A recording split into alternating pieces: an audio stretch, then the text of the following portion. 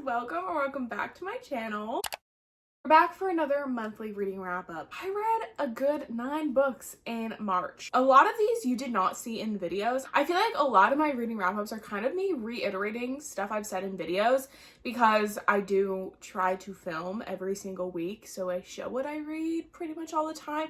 But this one, somehow, I did not film a lot of these books. The first book that I read was Her Soul to Take by Harley LaRue. This is a dark paranormal romance. I read this for a video. This was actually in my Reading Book Creators 5-star reads. I ate this book up. I genuinely had such a fun time with this book. Harley LaRue is now one of my favorite authors. I absolutely love their books. This is about Raylan and Leon. Raylan is a college student who is very into paranormal. She has like a paranormal YouTube channel. One day she finds this book, and the book tells you all of this historical stuff about demons and how to summon a demon, whatever.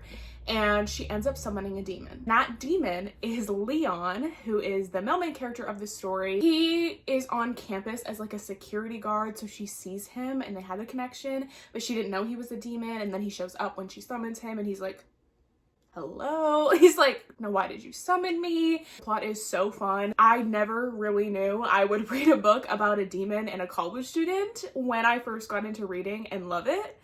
But I am into it. I am loving it. It is so good. I've said this in the video that I read this in, but I genuinely think Harley LaRue has a special way of writing that makes me connect to the characters and make me really fall in love with them. Raylan, although she had moments of me being like, girl, what are you doing? Like, please protect yourself. She really was such a strong character. I think Leon, the things that he said to her when he was showing that he cared about her and that he loved her and that he was starting to fall for her, I think those are some of the most romantic quotes I've ever read. How can a demon be, number one, so funny because he was like comedic gold in this, but also be so romantic and make me fall in love with him. Absolutely love the plot. The characters, as I said, loved. Dialogue was amazing. The banter was amazing. Like, everything about this book was so good. I ended up rating this book a 4.75, but we're talking about dark romance. It's my favorite dark romance book I've read. I cannot wait to continue the series and have it on my shelf. Love this book so much. Please go read it. 4.75, 5 stars. Next, for that same video, I read Better Than the Movies by Lynn Painter. This is a YA romance novel. I really loved this book. I gave this book a 4 stars. It was such a cute, fun time. I highly recommend to anyone who is getting into reading. This is about Wes and Liz. They are neighbors and they kind of don't really like each other. They have this sort of like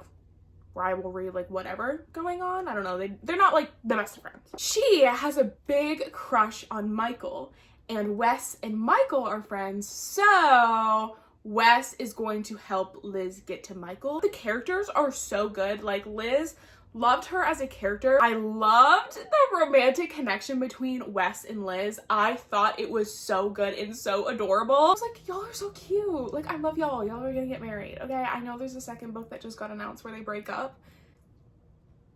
That's criminal. It's so good. Next book I read, I don't have physically. It is Minx by Sophie Lark. I think I gave this book like a 3 stars. I didn't love this book. I genuinely have not thought about this book since I put it away. The 2 characters, I just didn't see a connection. I didn't see that sort of deeper love. And there were some moments that I really loved because the male main character and the female main character really connected and did things for one another that I really loved. But I didn't entirely feel a connection between the 2 of them, and I personally didn't care about them as main characters. I found myself caring more about these side characters. I was really hoping this would be like another book kind of connected to them, but we're probably never going to get that, and I have to put that dream away because I really wanted to see them grow. I wanted to see the side character. Wouldn't say it's a bad book. Would recommend it to people who are looking for a spicy book. That's that one. Not a bad book.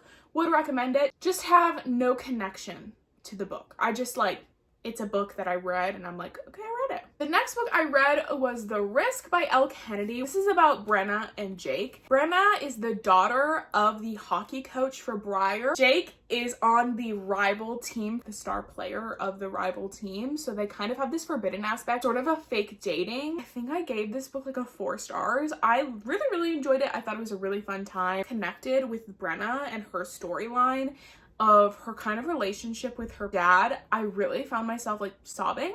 Really touched me in my heart, and I was like, okay, I'm gonna sob. And I did. Nothing really too much to say about this book. I liked it, and that was the consensus of that. Then I actually went into the play immediately. This follows Hunter and Demi. I think this is definitely my favorite of the byeeeeeee series. Demi has a boyfriend, right? He does something. So now she's looking for a rebound.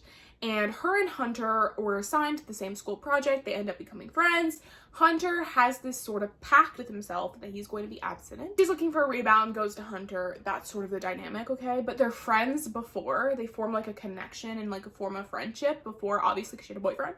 And I absolutely love that. Both of the characters had like deeper stories with their parents. Like Hunter had a not so good family. Demi is dealing with like living up to her dad's expectations and trying to please her family by being something she doesn't want to be, which I completely like felt in my soul. Like the expectations of your family really do take precedent sometimes over what you want and over what you desire to do in life. Sometimes it does take control and you end up doing or being things that you don't want to be for other people, which I found really relatable. And I found her journey finding herself and finding what she really wanted to do was so good, and how Hunter encouraged that and Hunter really stood up for her. So I found myself really connecting with this book as well. These two are definitely my favorite of this series. I think I like this one more than this one, but they're kind of on the same. Then I ended up reading The Dare, which is the last and final book of the byeeeeeee series. This follows Taylor and Connor. Enjoyed this book a lot. I think me and her are the same person. Like if you put a blonde wig on me,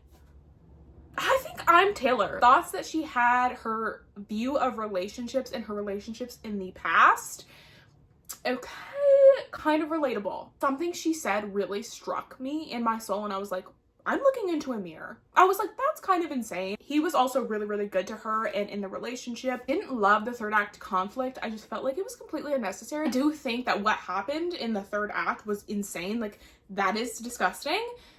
But like, why did it have to be a conflict of their relationship is my question. Like, why couldn't this been like a strengthening of their relationship where they confided in one another? I just didn't understand that. So this was definitely not my favorite. I really loved the female main character. I think I gave this one like a 3.5, 3.75, something like that, something along those lines. I enjoyed it. It was good.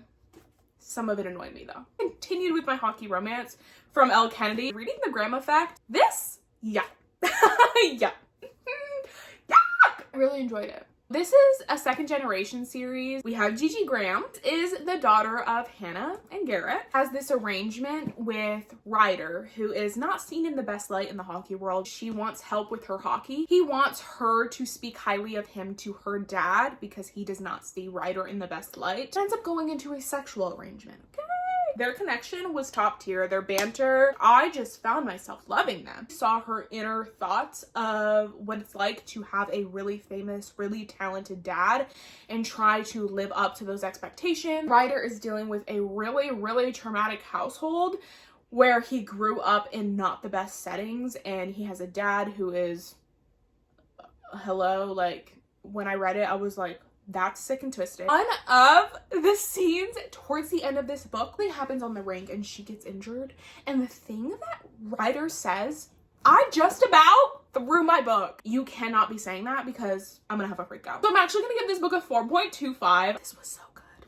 So good. Please go read it. Sinners Anonymous by Soam Sketcher. Sorry if I'm pronouncing that wrong. This is a mafia dark romance. This is a forbidden. The female main character, Rory, is in an arrangement with a very powerful man to get married to him. She ends up meeting a very powerful person's nephew, and that nephew is the male main character of the story. I would give it a 3 stars because it was very entertaining. Storyline had me hooked. Like I was really intrigued by what was going to happen. That being said, there were very slow parts of this book, and I also didn't entirely love the male main character. I feel like I liked him in the relationship sometimes. I just feel like we didn't have enough of him being romantic and him being sweet and him like showing his affection for the female main character because of how many times he was completely ruthless to women. Respected women more than his uncle respected women, but he also said some things about the female main character that were like really out of pocket for no reason. He didn't know her. Didn't love the way he talked about women sometimes. So that was not my favorite. So I didn't really connect with him. I think it's like a fun time, but like I didn't really connect with them. That's sort of this one. And finally, the last book I read this month was Faking with Benefits by Lily Gold. This is a why choose rom-com. It's one girl, three guys. This follows Layla. She has never really had a significant other and she doesn't really know how to date. She ends up fake dating her three neighbors. Luke, who is her old teacher, definitely didn't connect with him a lot. Then we have Zach, who is sort of the golden retriever, although he does deal with some things in his past. We have him, he's sort of a golden retriever, very funny, very outgoing. And Josh, who is more closed off, but like very sweet, very caring, okay? Let me tell you, Josh was absolutely my favorite. I thought she and Josh had the most connection. I thought they had a very sweet relationship and I absolutely loved them. I think it was good. I thought it was entertaining, the whole plot line of fake dating all three of them. What went down in the third act was like criminal. Like, why would you do this to these characters? Because I was really enjoying them. I thought what one character did to her in that last like sort of moment was absolutely insane. Like, of course she would be upset. And I think the other one just jumping along, like, he really put them in their place when they did that stuff, and I absolutely loved that about her. The other character was a sweetie pie pumpkin, and he did no wrong. I had such a visceral reaction to the conflict and what was done in this book because I was like, how could you do that to her? I understand you had deeper issues that you were working with and that were really troubling with you, but that was mean. I think I would give it like a 3.25, 3.5. I thought the way it was formatted was really fun by seeing the sort of podcast, because those boys have a podcast, like a relationship advice podcast, and seeing those snippets and her being on it was really fun. But I just only found myself connecting with one of the couples. Those are the 9 books that I read in March. I read a lot of romance. I read only romance, actually. Hope you enjoyed. If you did, please give this video a thumbs up and comment down below and subscribe if you want to see more of my face and more of my videos. And I will hopefully see you guys in the next one. Bye!